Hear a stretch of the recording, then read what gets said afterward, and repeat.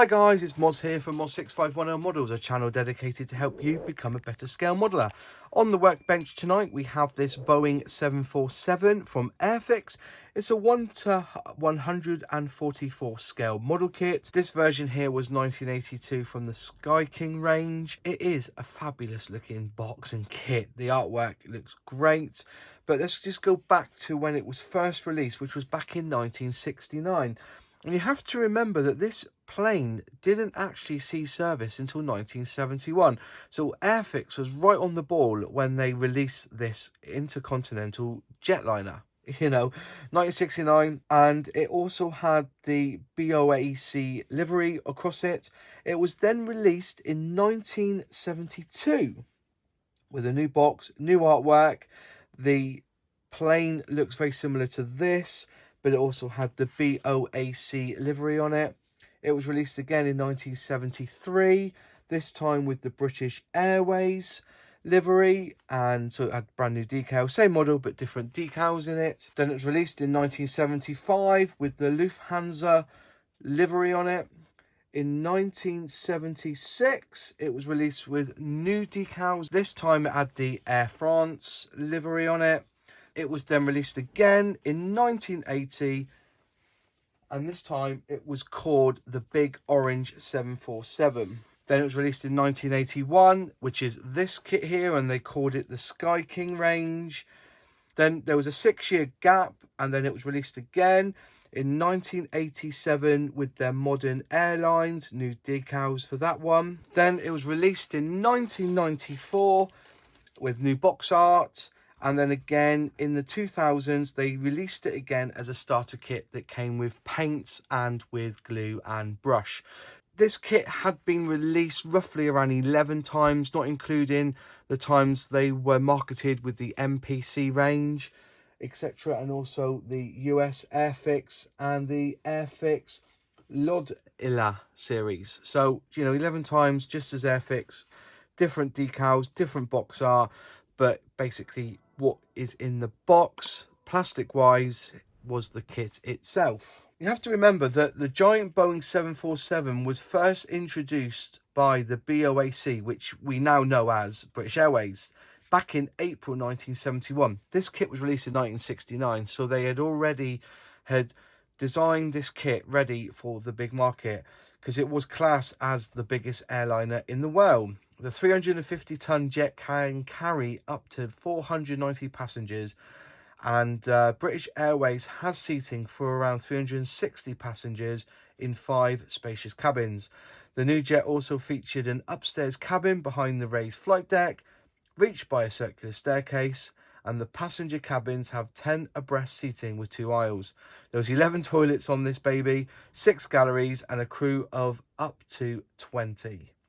Underfloor baggage and cargo holds could carry over 22 tons of freight, as well as passenger luggage. This is as much cargo as an all-freight version of the Boeing 707, although the jet has 2.5 times the capacity of the current big jets it can operate from existing runways. The need for sophisticated ground equipment to handle baggage and catering supplies has meant a whole new range of ground equipment has had to be designed for the 747. Each of the aircrafts during 1982 was about £10 million with spares, but now the price now is skyrocketed. And this version here had the Pratt & Whitney JT9D engines. Each produced around 43,500 pounds of thrust and used up almost a gallon of fuel every second. But the 42,000 gallon fuel capacity gave a range exceeding 3,200 miles. So remember, this first flight of this bird was 1969, and by 1982 over 220 of these Boeings had been delivered. So, and I think now the actual number of Boeing 747s ever built, I think is around 1,600, but I could be wrong. So at the moment, I can't see this in any model shops. It hasn't been released since the early 2000s, so maybe they'll bring this back as a classic, vintage classic. We don't know. Airfix have their means and ways of bringing old kits back, but maybe if they do bring it back, they will bring back with new or different liveries and decals and schemes, etc. Quick look at this box. Is very, very tatty because it's an old kit, but it's also a very nice picture on the front with the British Airways livery on it. On the front, there you go, Intercontinental Giant Jetliner Boeing 747s, part of their Sky King range. If we lift up the box and just move it, so it's a bit loose here. Highly detailed, the Airfix Sky King series covers a wide range of modern airliners, complete with authentic markings. All are accurate to the same 1 to 144 scale. So there you go. There on the side, just going to try and lift this up so you can see on the edge, if you can. I don't want to move the camera too much.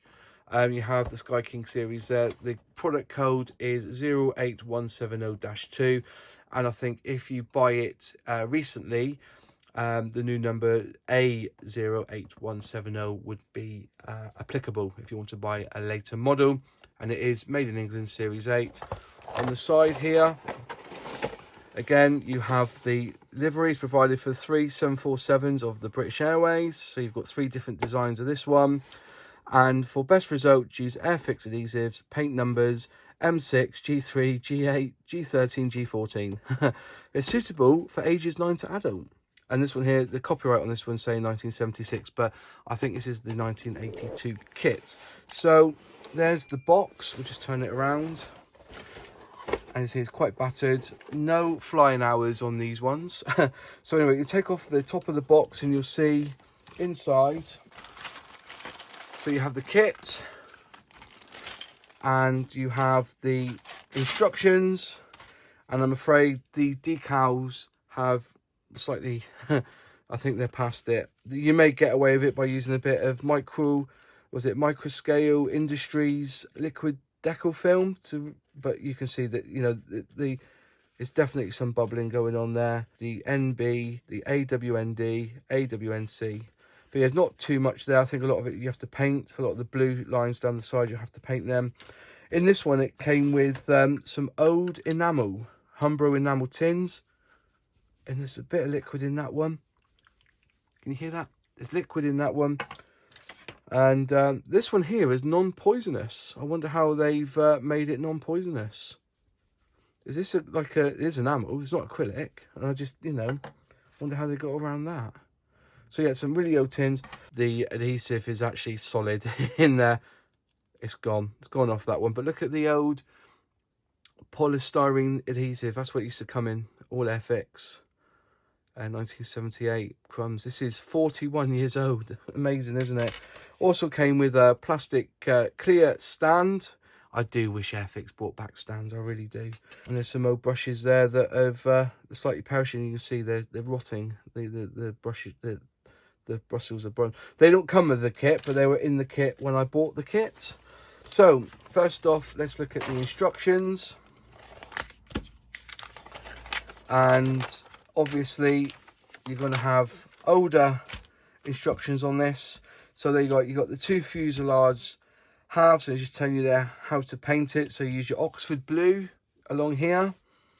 Not much really in detail there. You're putting on some of the wings there, some of the protective flaps. There you put the doors in, and then you also have numerous clear plastic parts to go in. So you've got like a range, and you have like a little, then you have a single, then more, and it's all combined. So it's going to be a lot of work in just getting the clear plastic in, and you do both sides then. Turning over, you then do the underside where you put the wings, are in the 2-section wings, and you put the ailerons on, the flaps on the back. There's a piece there to go underneath for the I presume that's an entrance. There's the wings there, there's wings there. Then you put the engines on. They look like one-piece engines, don't they? Yeah, or maybe just, is there a place where you do the engines? Well, so look at the engines. Oh, there you go. That's all of them separate there. All the pieces go together for the engines. And then quite a bit to go in underneath. So you've got your flaps there if you want the Gearing down, there's all the flaps there open, and there they are closed. I presume most of us will do them open. And there you have the front system there with the wheels. Then you have the sections. You've got 4 lots to go along the back there, and then you put the ailerons on there, etc. All good. There you are. Part 100 is always cemented in closed position. If undercarriage is retracted, omit part. So it tells you there exactly what needs doing there. And then you have the call out of the colours, or dove grey, Oxford blue, white and silver, and that's it. And you can pick which one you want. Basically, it's all, you know, all of this goes on, and then you can just choose what lettering you have for this version of the Boeing 747. There you go. Quite a bit there involved. Let's get the plastic sprues closer, and I'll tell you, there's quite a lot in here. Look at the size of that. Wow. Let's have a quick look and see how many parts are involved in this kit. Oh, look at all the clear plastic there. Let's just zoom on a minute, and then we'll get all the bits out and have a look.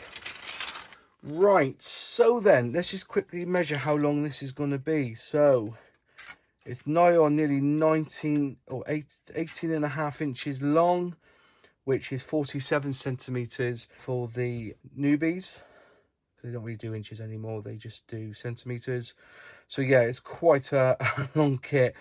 And I suppose when you put them together, just gently just fit them all in. There are there's quite a bit of warping on this kit, unfortunately. So let's just have a little look and see if we can get it to go. There's a pin mark there. So there's locating pins on this kit. Just push it together carefully. Not looking too bad, is it? There's going to be a lot of gluing required. But yeah, look at that. That's quite a monster, isn't it, for 1 to 144 scale. Look at all those windows. Crumbs, you're going to be there for hours, aren't you? Trying to get them looking really good. But no flash on this for a kit. It's quite solid plastic. So if we just measure this here, the width of it, so you look at about 2 inches roughly, and then you've got the length of the wing. Let's do that to there, 8 inches. So it's almost, so 8, 9, that's straight. Let's go to that point there. So 8, 10, so it's 18 inches wide. It's going to be, that's 46. So yeah, it's as long as it is wide almost, this kit. Slight discoloration because of the age. As I said, you know, 1981. It's 39 years old, this kit, and the actual model itself is 1969. So it's 51 years old now. But yeah, raised panel lines, I think. Yep, quite raised, which isn't so bad. Then you got recessed panel lines on the flaps here at the back. But yeah, you got some locating pins. You can see the press markings there. The pressing needle pin marks are just inside, so you won't see any of that. So there's that. I'm going to put this back in its box so I don't lose any of this, because there's a lot of pieces here. Be very careful. There you are. There's the wings. It seems to be all broken, etc. here. Let's say slight discoloration, which you're going to have to sand off before you spray. Just a tiny bit of a nook out of there. I think that's just wear and tear of being in a kit for so long. Presume that goes on there like so. Pin marks, so markings or location pins for where you want to put the other bits to, there and there. So there's them bits gone. Parts of the engine. So yeah, there's quite a few pieces there for the engine, like so. As I said, sorry, it's all a bit of a mess here because it is an old kit, so it's been banged around a bit. Look at all the doors. 1, 2, 3, 4, 5, 6, 7, 8, 9, 10 doors. There's the underside there. It's got some locating pins there, which is good. Look at that. Wheels are all one-piece wheels. Okay, no tread on the wheels, but then you wouldn't, and you wouldn't have any lines, and it's too small a scale. But yeah, so you've got 1, 2, 3, 4, 5, 6, 7, 8, 9, 10, 11, 12, 13, 14, 15, 16 wheels. You got these little ones as well. I wonder where that one's come from. So maybe 18 wheels all told. Looks like the front and the back's the same size, obviously. So more of the cowling there. There's part of the gearing underneath, quite nicely pressed. Yeah, there's not a lot of flash here. There's, you know, there's locating pins to go there. Part of the turbo, or the part of the fan at the front. Some nice bit of detail there. So a little bit of flash there, which you'll have to cut off and just sand it back. Not a lot there. So then you got the other wings there together. Well, they were. Now I've just ripped them apart. So the wings will probably come like this, like that. When they come, there's two wings there. You got the tail fins at the back. Can't be right. So look, that's more better, isn't it? Yeah, locating nicely. Joins up quite nice. A little bit of an edge there. You'll have to just round off with a bit of paper. Cool. Fits in nice. There's the other one there. There you have more of the flaps from underneath where the gearing comes down, the undercarriage. There's the BOAC head for the back. I think that's the BOAC head for the front. More engine parts, and then the engine, I presume, just fits together. Just kind of slot in. Let's have a look, shall we? Whoops. So I presume that goes in there like so. We'll need a bit of a clean up because there's a bit of an edge there. Just turn them around and make them go in there.